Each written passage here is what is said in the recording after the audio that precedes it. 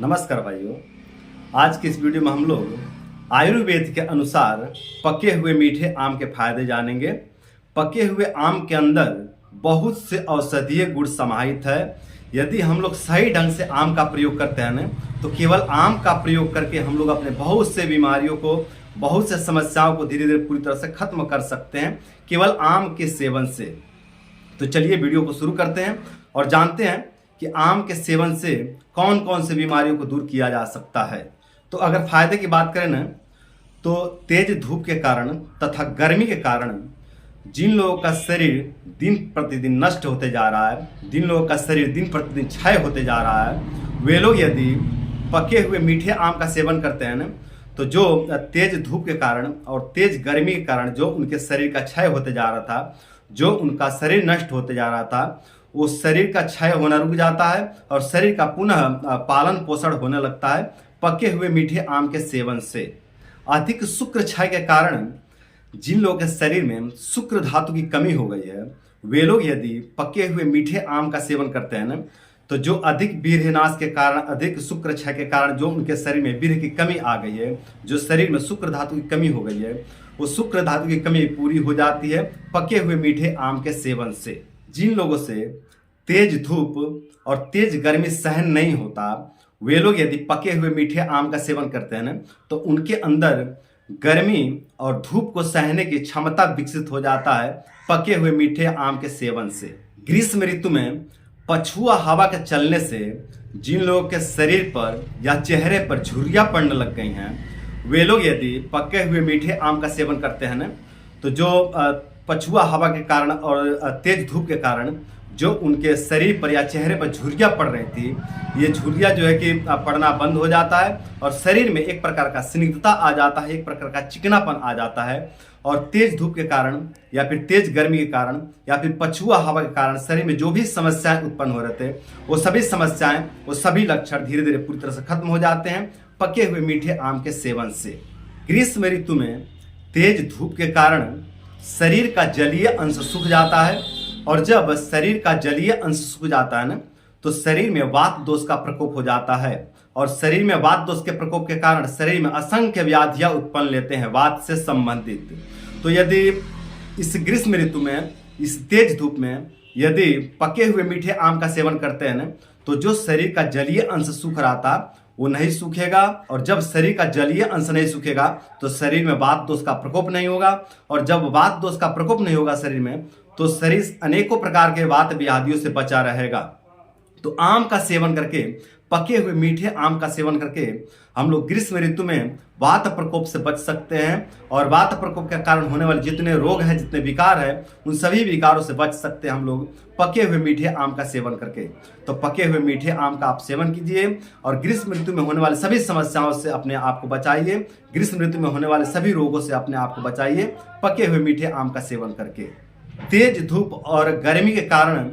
जिन लोगों को बार बार गला सूखने की समस्या होती है, जिन लोगों को बार बार मुंह सूखने की समस्या होती है और जिन लोगों को बार बार प्यास लगने की समस्या होती है, वे लोग यदि पके हुए मीठे आम का सेवन करते हैं ना इस तेज धूप में, इस ग्रीष्म ऋतु में, तो जो उनको बार बार गला सूखने की समस्या हो रही थी, जो बार बार मुंह सूखने की समस्या हो रही थी और जो बार बार प्यास लगने की समस्या हो रही थी, इन समस्याओं से उनको मुक्ति मिल जाता है पके हुए मीठे आम के सेवन से। जिन लोगों के शरीर में वात या फिर पित्त दोष के प्रकोप होने के कारण अनिद्रा की समस्या हो गई है, वे लोग यदि पके हुए मीठे आम का सेवन करते हैं ना, तो जो वात या पित्त दोष के कारण अनिद्रा की समस्या हो गई है, इस अनिद्रा की समस्या से उनको मुक्ति मिल जाता है पके हुए मीठे आम के सेवन करने से। पेट में वात दोष के प्रकोप होने के कारण जिन लोगों को कॉन्स्टिपेशन की समस्या हो गई है, जिन लोगों को कब्ज की समस्या हो गई है, वे लोग यदि पके हुए मीठे आम का सेवन करते हैं ना, तो पेट में जो वात दोष का प्रकोप हुआ है, वो वात प्रकोप तो शांत होता ही होता है, साथ ही जो कॉन्स्टिपेशन बना हुआ है, जो कब्ज बना हुआ है, ये कब्जियत भी टूट जाता है, खुल करके पेट साफ होने लगता है और पेट में जो भी वात प्रकोप हुआ था और वात प्रकोप के कारण जो भी समस्याएं उत्पन्न हो रहे थे, इन सभी समस्याओं से मुक्ति मिल जाता है पके हुए मीठे आम के सेवन से। पका हुआ मीठा आम स्वाद में मधुर और तासीर में शीतल होता है। तो पका हुआ मीठा आम स्वाद में मधुर और तासीर में शीतल होने के कारण ये वात के 80 रोग और पित्त के 40 रोग को ठीक करने की क्षमता रखता है। तो आप लोग आम का सेवन करके, पका हुआ मीठा आम का सेवन करके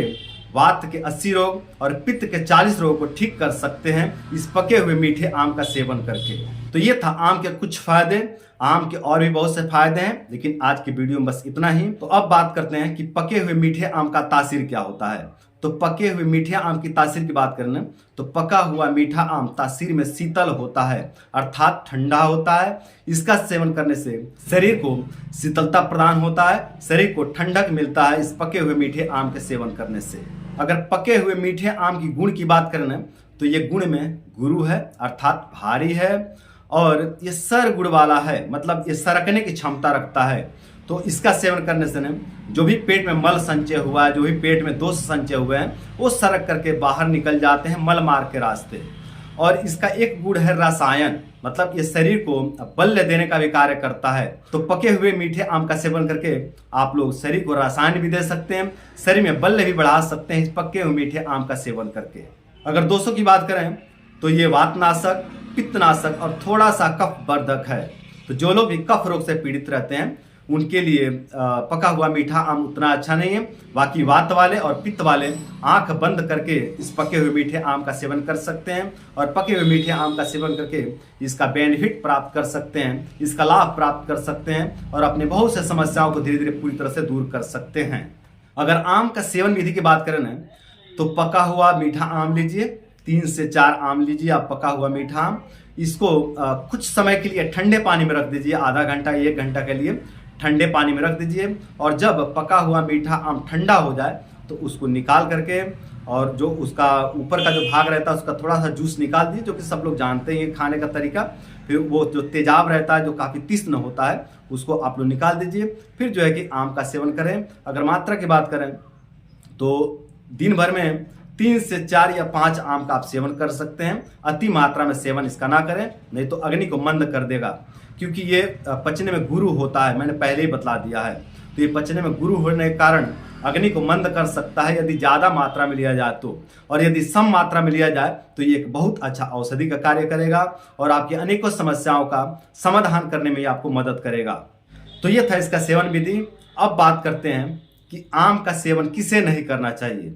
तो जो लोग आम रोग से पीड़ित रहते हैं, जिनको म्यूकस आने की समस्या रहती है और जिनको पेचिस की समस्या रहती है और जिनको मंदाग्नि की समस्या है, मतलब जिनकी जठराग्नि बहुत ज़्यादा मंद पड़ी हुई है और थोड़ा भी कुछ भारी भोजन करने में पूरा पेट भारी हो जाता है, पूरा ब्लोटिंग हो जाता है, जिनको भी इस तरह की समस्या होती है वे लोग आम का सेवन न करें, पके हुए मीठा आम का सेवन न करें। और जिनको शुगर की समस्या है वो लोग भी पके हुए मीठे आम का सेवन न करें। और जिनको अतिसार की समस्या रहती है, मतलब जिनको बार बार शौच जाने की समस्या रहती है, जिनको दिन भर में 4 बार 5 बार 6 बार या 7 बार लैट्रिन जाना पड़ता है या फिर इससे अधिक लैट्रिन जाना पड़ता है, वे लोग पके हुए मीठे आम का सेवन न करें। बाकी सब लोग पके हुए मीठे आम का सेवन कर सकते हैं और इसका सेवन करके लाभ उठा सकते हैं। तो आज के लिए इतना ही। उम्मीद करते हैं कि ये वीडियो आप लोगों को बहुत पसंद आया होगा और साथ ये भी उम्मीद करते हैं कि इस वीडियो को फॉलो करके आप लोग पके हुए मीठे आम का सेवन करेंगे और पके हुए मीठे आम का सेवन करके आप लोग अपने वात तथा पित्त से संबंधित अनेकों प्रकार की समस्याओं को दूर करेंगे और अपने वात और पित्त की समस्याओं को दूर करके आप लोग अपने जीवन को सुंदर, सरल एवं सफल बनाएंगे। तो आज के लिए इतना ही। नमस्कार।